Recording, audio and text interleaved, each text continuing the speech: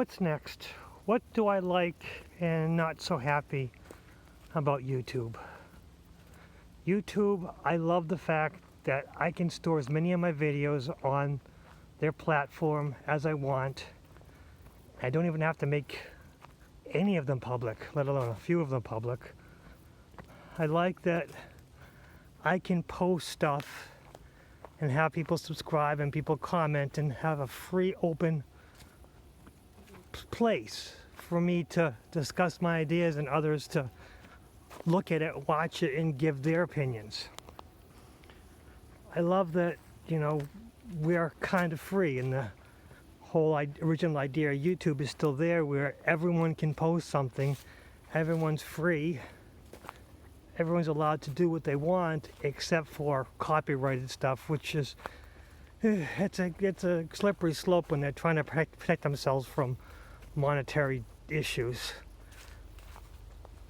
And I do love that, YouTube still leaves itself open for everyone anywhere in the world to post something and everyone can share it. What bothers me about YouTube is the corporate mindset has just infected it. And I'm saying infected because a lot of my feed has got ABC, CBS, NBC news feeds. They've got just, TV, clips from Saturday Night Live and the nighttime people. It's mostly just an ad on how to, their TV shows with little clips. And I wouldn't mind a 30-second ad during a video that I watch, that's fine. But having it in my feed is recommended. If I wanted to watch TV, I'd turn the TV on. I don't like how YouTube just has these available. I also don't like how I it bothers me that you have corporations, big channels competing with little channels. Captain Sparkles is a one-man kind of thing, and he's got like 5 or 6 channels, and who knows what he got. But I consider him an individual contributor, even though he's got 5 channels, and he's got people who work for him. He's himself. Phil DeFranco, he has a couple of things, but although he's got a lot behind him, he's the face of it. When you got other channels like when PewDiePie went against T-Series, that was an unfair fight, and he still won, because PewDiePie is a one-person guy who publishes every day, and he deserves all the credit. Well, T-Series, which is a corporation, which was basically a pirating corporation, that's how they made their money, they're supposed to be on equal grounds, and I don't think that's fair. I think YouTube should have a way of breaking itself down. Okay, well, we'll let the TV series be here, and we'll let big contributors, big studio-like stuff like Hi-Fi Studios. I like Hi-Fi Studios. I love Hi-Fi Studios, even though they're struggling right now. They're at a different level than individual contributors who depend only on themselves. I mean, when you have multiple people, it really is not fair to compete with an individual. So I think individual, and I think even they should even have a section for non-monetary. I know YouTube wants to push their monetary so they can get a cut of it, which is fine. But us non-monetized people, we deserve exposure too. And I don't mean myself, because I post just for my own fun. I don't really post to make money out of it.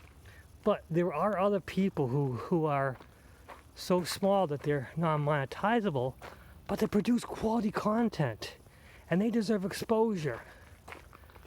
And if I had my power, and if I would expand exposure. And I know people, friends of mine who have a few thousand. They're not huge YouTubers, but they have a few thousand, and they bring up people like me, and some of them even talk about me, and I am really humbled when someone talks about me. It is something that I'm not used to. My channel is only for me to just express my ideas, and if someone finds it resonates with them, to talk to me about it. And if heck, I don't want to swear, but if other people have a problem with what I say, I want to hear about it. I want constructive criticism so it help me grow. And that's all my channel is about, to help me grow and with me to help others grow who want to follow me. And I think YouTube should go back to its roots and not just allow individual non-monetized contributors, but kind of push some of them. Have a way of, hey, this guy is, he's got up and coming stuff, and he's not challenging to the establishment, but he's pretty cool. I mean, YouTube competed with Twitch, and Microsoft has their own, and Facebook has their own gaming stuff. And for some reason, gaming stuff they have a different level, and they have their watchers, their eyes, their subs. They have a way of, monetizing that in a different way. But the old YouTube ideal of just, being a channel for everybody, it's fallen by the wayside, and that makes me sad. And I kind of wish that YouTube could go back to those days and have a section just for nobodies, just for people who are small but are interesting. And YouTube is just there untapped. They have the opportunity. They have such great opportunity to help expose some of these people and then make them monetizable. Because the greatest thing of all is that some nobody can become the next viral video, the next interesting person. Because as time goes on, as people age, they kind of fall by the wayside. They don't get as interesting. Not everyone's like Markiplier, which I don't even know how Markiplier does it. He's always interesting. PewDiePie always knows how to keep himself interesting. Probably because they're genuine. But other people, they're just not as interesting, and they fall away. They just disappear. And YouTube's missing the boat when they don't start grabbing up some of these nobodies, some of these people with very few subscribers, and don't give them the exposure, because they have the computers that will watch the algorithm. They have ways of grabbing some of the ones who have higher potential. But for some reason, they're just not using it. I mean, maybe they're just afraid of kid content, because there's a balance between the non-swearing, the non-challenging stuff, and it's too close to kid content. And you don't want to be seen as, aiming at kids, because that can be seen as Kappa problems. I think YouTube's become too much of a corporation and less of a community. We need to go back to those community roots, or someone else is going to figure it out. And who knows, maybe YouTube is on the way out. God forbid it won't be TikTok. I've tried watching TikTok. And Twitter's just a lower form of Facebook, and Facebook just can't get itself. Its video stuff is terrible. It just can't get its own weight. I mean, I can't figure out. I mean, I have people that I really like, and when they pop up on Facebook to do a live stream, I never know about it. But this is just me complaining about YouTube, who offers me a free opportunity to express myself at a free place to place my videos, and I'm just shooting myself in the foot by saying what I'm disappointed about. But actually, I'm actually saying this more because I like YouTube. I like what YouTube represents. The old you,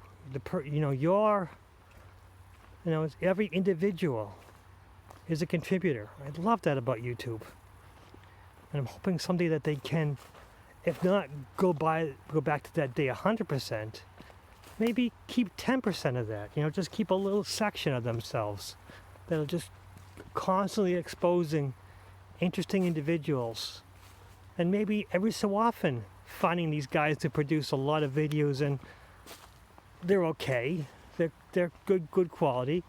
Throw a few bucks here and there and say, hey, guess what? We noticed you. Here's a YouTube honorable mention for just being a constant contributor, for being a guy who who has some nice content that we can show to other people. But that's just my ideas, and I'm sure others have their own ideas, and probably gonna tell me, you know, you're kind of shooting yourself in the foot because YouTube's letting you a free place to sit.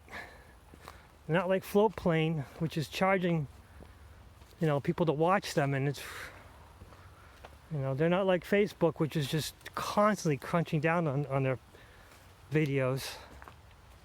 YouTube's pretty open, and you know, every so often they do crack down, but honestly, it's just taking the monetization off. But everyone has their own ideas, and I welcome anyone else's critique of my ideas. What's next?